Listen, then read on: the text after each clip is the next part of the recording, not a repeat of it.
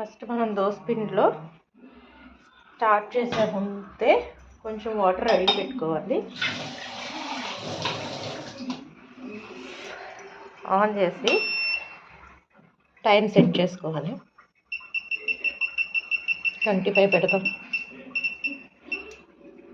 కావాలంటే తర్వాత మనం అడ్జస్ట్ చేసుకోవచ్చు. ఫస్ట్ వాటర్ పోసుకోవాలి. స్టార్ట్ చేయాలి.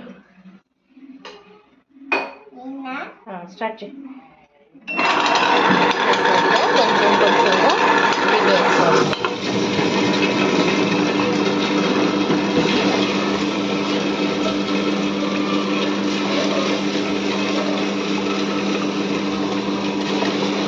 కొంచెం కొంచెంగా మొత్తం పప్పంతా ఇందులో వేసుకోవాలి.